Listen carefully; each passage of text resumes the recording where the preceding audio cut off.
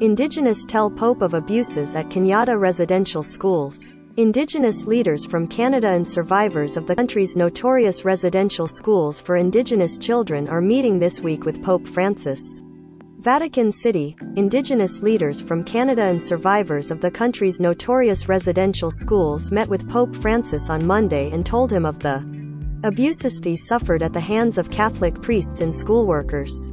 They came hoping to secure a papal apology and a commitment by the Church to repair the harm done. While the time for acknowledgement, apology and atonement is long overdue, it is never too late to do the right thing, Cassidy Caron, president of the Métis National Council, told reporters in St. Peter's Square after the audience.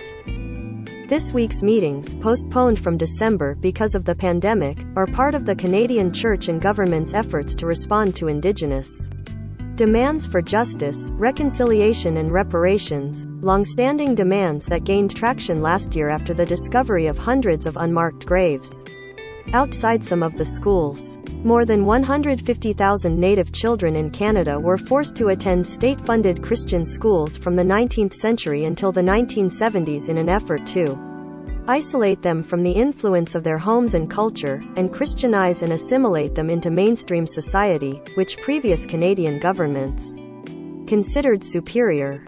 Francis set aside several hours this week to meet privately with the delegations from the Métis and Inuit on Monday, and First Nations on Thursday, with a mental health counselor in the room for each session. The delegates then gather Friday as a group for a more formal audience, with Francis delivering in.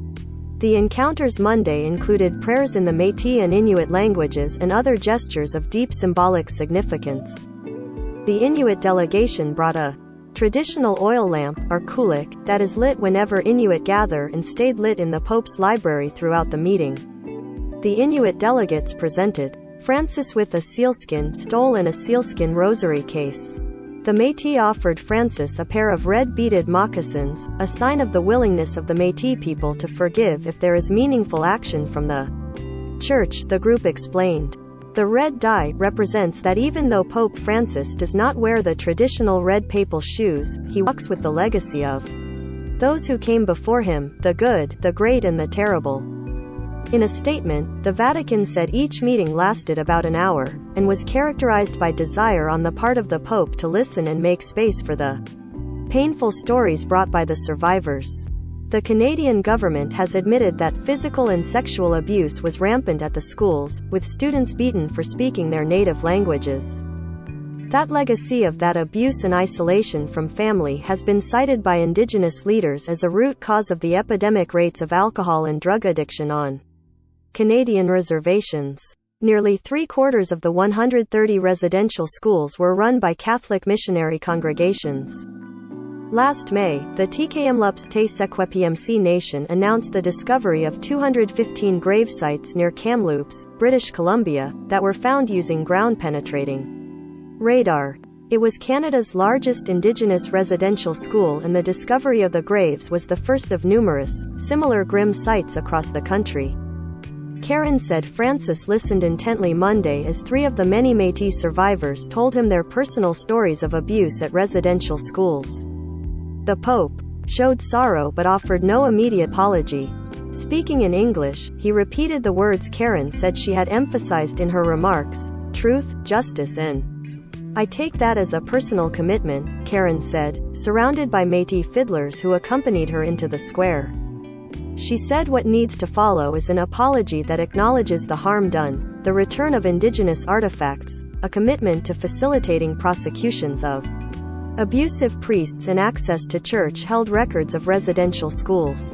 Canadian Bishop Raymond Poisson, who heads the Canadian Conference of Catholic Bishops, insisted the Vatican holds no such records and said they more likely are held by individual religious orders in Canada or at their headquarters in Rome.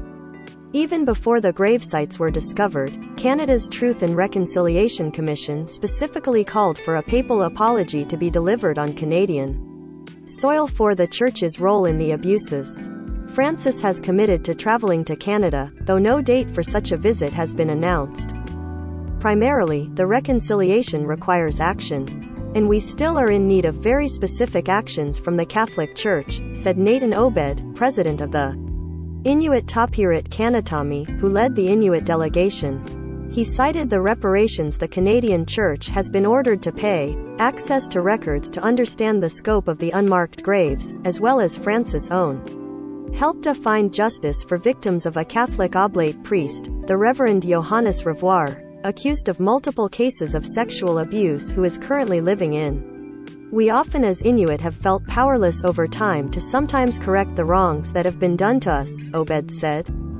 We are incredibly resilient and we are great at forgiving, but we are still in search of lasting respect and the right to self-determination and the acknowledgement of that right by the institutions that harmed us. As part of a settlement of a lawsuit involving the government, churches and the approximately 90,000 surviving students, Canada paid reparations that amounted to billions of dollars being transferred to Indigenous communities.